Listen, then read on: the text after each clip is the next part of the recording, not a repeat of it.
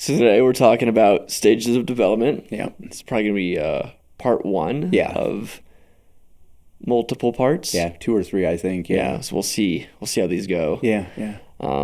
Today we're covering what the stages are. Yep. Right. The need time span of. Yeah. So the 5 stages: time span of focus and time span of goals, and maybe get a little bit into structure. Just maybe. We'll see how it goes. I feel like we probably won't. Yeah. Okay. Knowing how these go. But yeah. So let's start on the 5 stages. Yeah. So the big picture here is that the stages of development. We've got a guide on 90 in the resource library in 90U that gets into this in detail. It's got 30 pages or something in it, and it's a concept that I started to develop a bunch of years ago, and the big idea behind it sort of owes its development to the work of a guy named Elliott Jaques, who is kind of one of my favorite organizational development guys, and I think he's one of the most important people that most people don't know about when it comes to sort of organizational theory and how to run a great and build a great company, build and scale. The big idea that I love about Elliott's work is that there's a hierarchy of competencies within an organization, and that the hierarchy is based upon time spans of responsibility. And to cut to the short of it, to give an overview of this, it's as an organization evolves, the goals that it can take on can extend and extend and extend and extend. Right? In the early stages, it's just product market fit. But when you've gotten the organization to a place where the business is turned into a company, and a company, we've talked about this before, is something that someone will either love to buy from you or take over leading for you. When you've gotten it to that place, we refer to it as a stage five company, and it tends to have stage 5 companies have some big goals that are 5 to 10 years out. And you really need to have a sense for where the business is going to be in 5 to 10 years. You need to have projections, as an example, if you want to sell it. Especially if you're using a traditional process like have an investment bank involved, they're going to want to present your 5 to 10 year projections. So stage 5 company is one that has a confident vision in terms of where it's going to be in 5 to 10 years, and knows how to get from here to there, and has all the people it needs to get from here to there. So the 5 to 10 year vision is one that's associated with actually having 5 layers or stratums within a company. And what you see is, as a company evolves, it starts to add stratums or layers to the organization, right? So this first stage is basically, we call it the survival stage, and it's basically there's just people doing work day to day, week to week. They're really just trying to prove product market fit. No one's really wearing, there's not like this real formal divvying up of roles and responsibilities. There's not this really crystal clear focus on having a bunch of unique experts around the organization. It's just survival. So that's stage 1, and as I said, it's really all about product market fit. The second stage is where you have typically another stratum, another layer of humans, and you're looking to you've kind of proven product market fit, but now you're looking to sustain the fit. You're looking to see if it's repeatable. You're hiring people in, maybe they're salespeople, or maybe they're product people. If you got a painting company, you have painters now, right? And you're hiring a bunch of painters, and you're overseeing these painters, and it's just now you're bringing in the revenue. You're trying to make sure it's repeatable. You're hoping that the people will buy from you will be repeat buyers, et cetera. So you're just really just trying to sustain the bloody thing at stage 2. At stage 3, it's now we've proven product market fit. the economic model seems to be working, right? We can hire people, we can pay for them. It's clear that it's worth investing in the business, right? It's worth investing in either product, it's worth investing in marketing, it's worth investing in sales, it's worth investing in having someone run the books. And so now stage 3 is your scaling, right? You're not, at this point, able to have a bunch of different experts all around, right? So you don't have it at stage 3 when you're scaling. You're just starting to. You are going from. When we'll get into the goals in a second, but you're going from sort of. You no longer are day to day, week to week, right? The people below you now are thinking out at least 90 days, and they're hiring and training people. And you may have a person sitting in a sales seat. You may have another person sitting in an operations seat. You may have a fractional person sitting in a finance seat or a bookkeeping seat. And so that's the second layer. And then you're like focusing on, hey, where can this thing be in a year?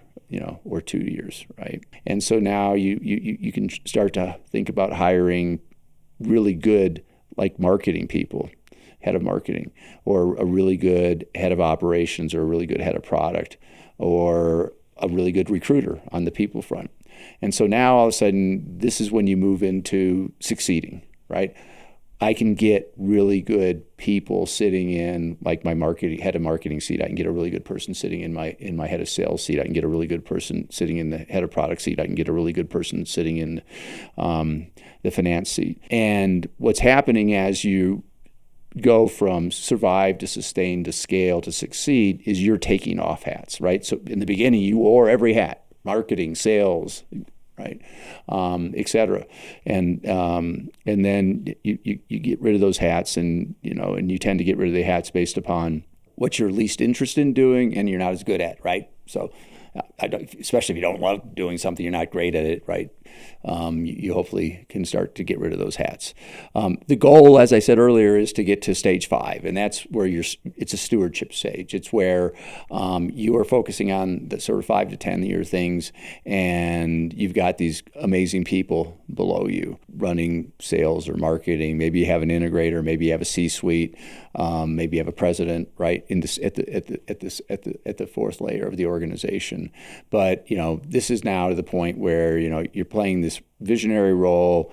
You're taking the organization to this and getting everybody excited about where things are going to be in 5 to 10 years. And we call that a stage 5 business. So stage 1, survive; stage 2, sustain; stage 3, scale; stage 4, succeed; and stage 5 is the stewardship stage. And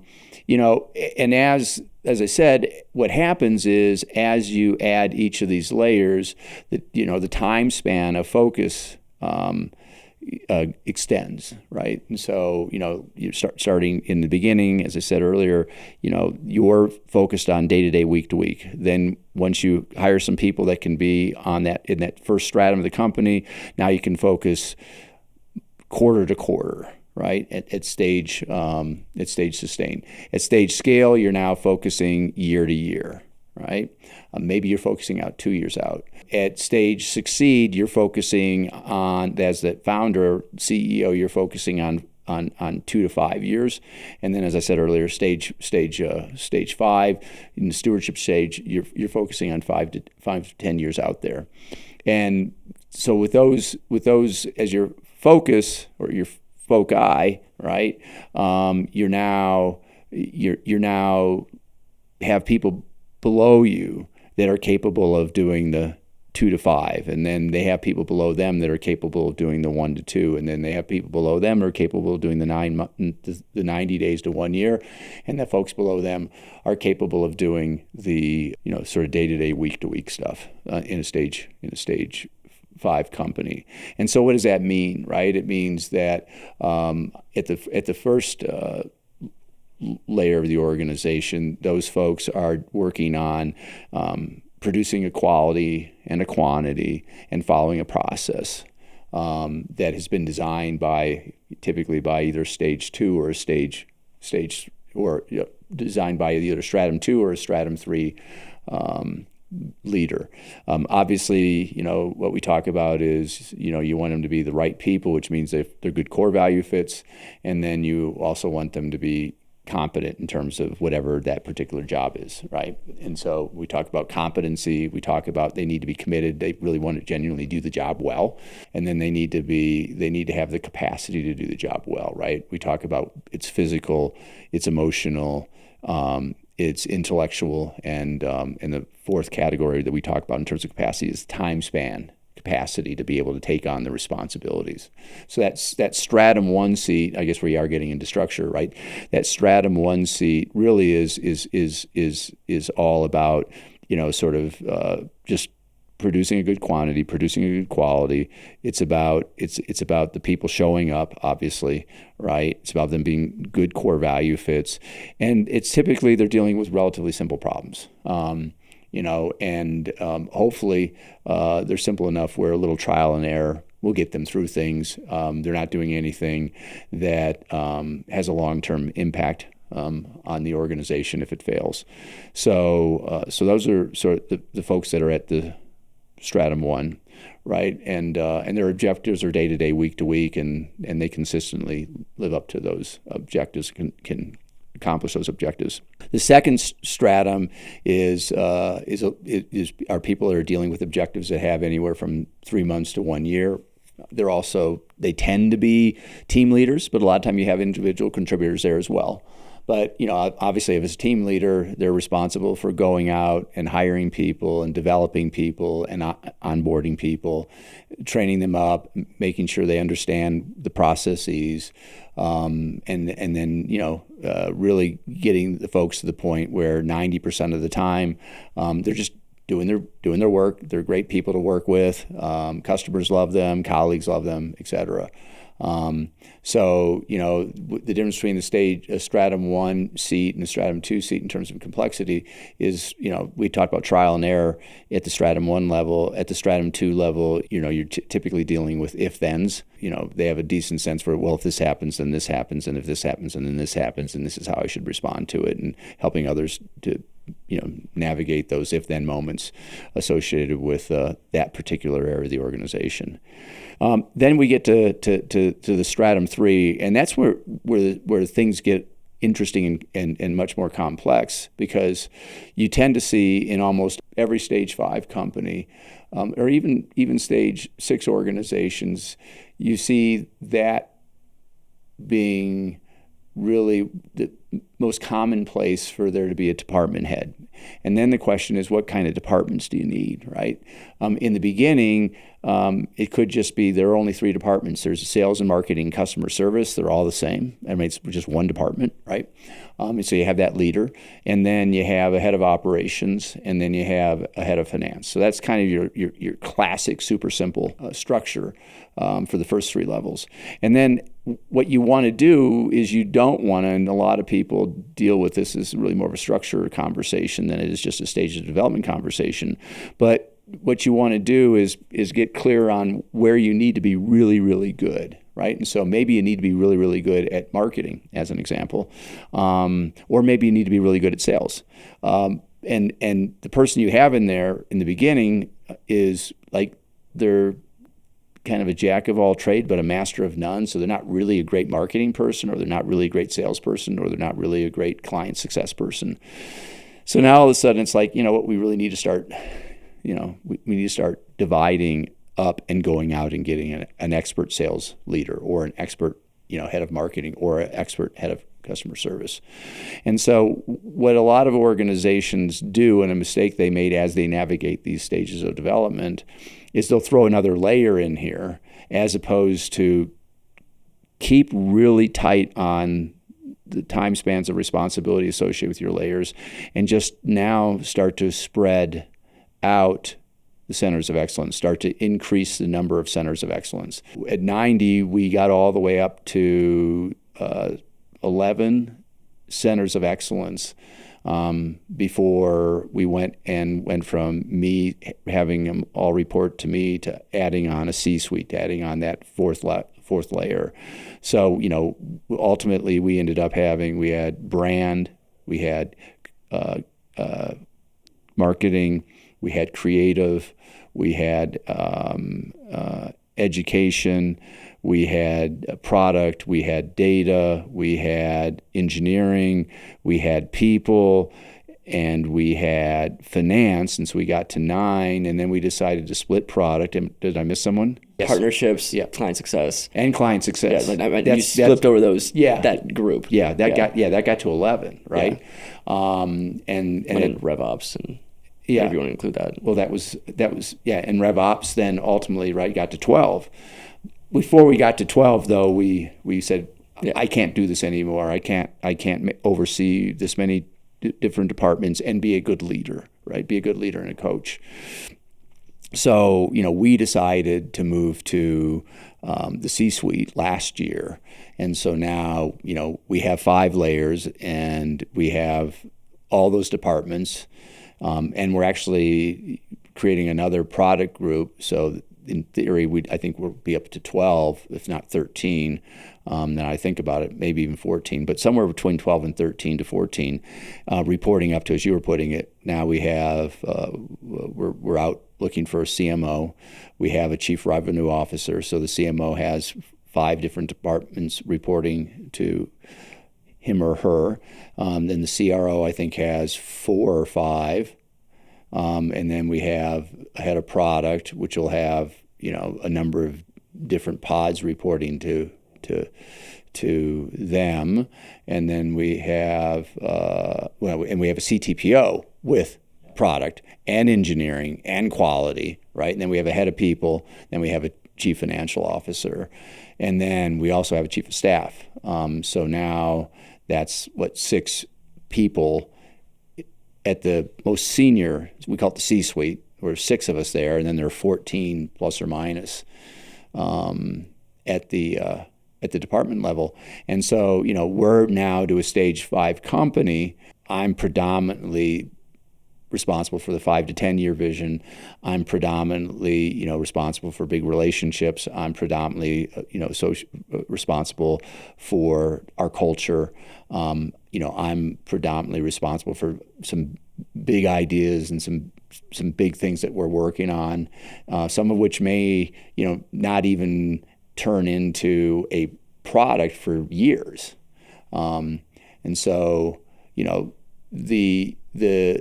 the stages of development and the structure and the goals are all very related, right? So the whole, as you move through each of these stages, from survive to sustain to scale to succeed to stewardship, you're just basically adding these layers.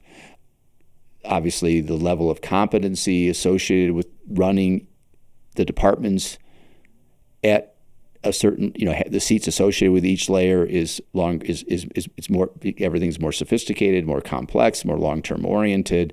The nature of the goals that the organization can take on extend and extend and extend. And so now, like, the CRO has goals for 2 to 5 years, and the CTPO has goals out there that anywhere from 2 to 5 years, and the head of people is working on stuff 2 to 5 years. The head CFO is thinking about 2 to 5 years as an example, right? We want to have the company position to be able to go public, and that's definitely a 2 to 5 year thing that he's working on, making sure we have, right?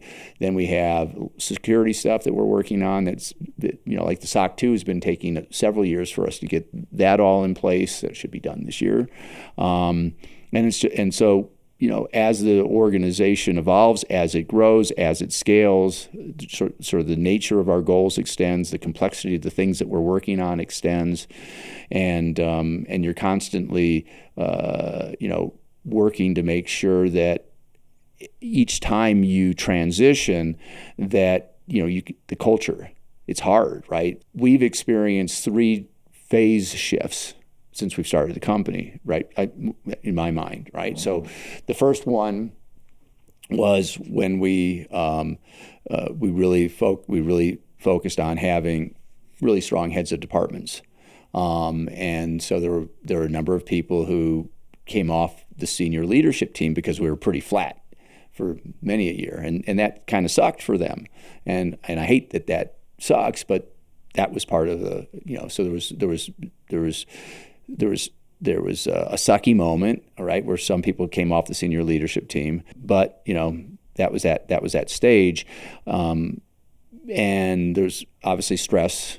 And even though we really lean in hard to the concept of work-life harmony at the company, and we lean hard into the idea that people shouldn't be working more than in the first couple of different stratums, they shouldn't be working more than 45 hours a week, and we really do, I think, do a damn decent job of that. But the reality is that when change is taking place, even if you're only working 40 to 45 hours a week, you can't help but feel the stress at night, and you're thinking about things, and so every time we've gone through these phase shifts, these transitions, there's been stress that's inevitable because the change is taking place. We've had leaders come and go, more so over this last phase shift than we've ever had, and people who we love having. But once the CTPO came in, that our head of engineering was like, this is a time for me to go and build my own company. I love this journey. Randy's been amazing. We love Randy, but we respect that now he wants to go and have his journey. And even though it sucks, I'm very proud of the fact that, I've been a leader who's created leaders and I have a lot, I don't know, 10, 20 people that have worked for me over the years have now become CEOs or presidents. At least I think closer to 20 than 10, and I'm very proud of that. But every single time it happens, it's like, you don't like it, but it's the right thing to do. We're going through that sort of the stress associated with the transition to the C-suite right now, so that's just part of the stages of development. And what's helpful about the model is that it gives you a sense of where you are and what you need to be focusing on. So when you're at that first stage, you're just focusing on product market fit, right?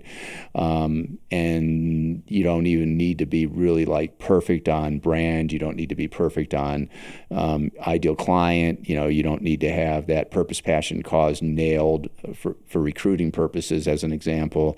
You don't need to have a 1-year goals and 3-year goals, right? You don't need to have a big, hairy, audacious goal. It's bloody simple. And as the organization evolves, all of a sudden it's like, okay, so when do I need to worry about adopting an operating system, right? There are components of the operating system, like the vision component, that I think every startup should at least start working on, right? But like I said, you don't have to nail it all. But you don't have to nail structure, obviously, at stage 1. You don't have to nail structure at stage 2. I would argue you don't even need to nail structure at stage 3.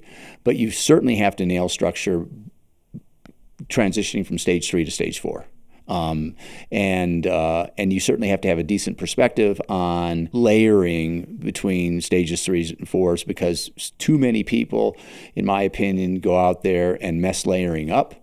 And what sucks about that is they create too many layers, and you get this quote-unquote middle manager. And we all know that when times get tough, that layer tends to be laid off, and that's not cool, right? As you know, I deeply believe that as a leader, one of my most important responsibilities is to do everything I can to never lay a person off. I have gone on public and said I will take zero salary if I have to before I will ever lay anybody off. That's a bad on me as a leader, and so nailing structure somewhere between stages 3 and 4 is really, really important, in my opinion, and I think that somewhere between 3 and 4, nailing the purpose, passion, just cause is really important if you want to attract and retain great people, right? Because ultimately, we all want to matter, and we want to work for a company that matters. And if we don't have that purpose, passion, just cause, what I actually was writing about this last couple of days, and it's something that I still haven't nailed getting this right in communication wise, but everybody's got all this stuff going on, and if you can nail a great purpose, passion, just cause that is kind of like this star that's shining all the bloody time, right? And it helps everybody just make decisions, right? So is this, building high trust relationships and helping people thrive at work is what I'm doing, right? Consistent with that, right? As an example. So that, constantly, it doesn't matter where you are within the organization, that why is informing and helping you make decisions. And so I think, the why is super important, right? Nailing the ideal customer is super important. Is this an ideal customer? If yes, I really need to do everything I can to create a high trust relationship with them. If it's not, don't lean into it, right? They're not buying what we're selling, and we can't, I like, guys, don't listen. I don't mean to be a bad guy when I say this, but don't listen to people who are non-ideal customers, because we're not building for them. We're not solving for them. If someone comes and says, well, I just want the cheapest product out there, great. That ain't us, right? So go find that provider. And by the way, that's on you. Sorry, we are who we are, and we'll do everything we can to help our ideal customers, but don't worry about the non-ideal people. Be really clear on the unique value proposition, guys. This is what we are. This is what we stand for. This is what we deliver, right? We help people focus, align, and thrive. And if there's something else that they want, right, we respect that, but that's not who we are, right? This is who we are. So it's somewhere between stages 3 and 4. I think that's where you really want to nail upgrading the operating system so everybody's on the same page, right? Structure and KPIs and processes. And so by the time you get to stage 5, right, you can present yourself and say, look, man, we're solid, right? We got great people. We've got great processes. We know how to scale. We're great at recruiting. We're great at retention. Our customers love us. And everybody, and this is an organization where people genuinely, they love working, they love promoting it, they honor the things that we care about, and you've built a business or a company now that, I like to say, you can love forever. Yeah, build it on solid foundation. Yeah, earn your way up there. Yeah. So that was a summary. Maybe the next time we'll get into a little bit more detail, but that's a summary of the 5 stages. Yeah. A little overview first, and then we'll get into it. Yeah. Cool. Look forward to it. All right.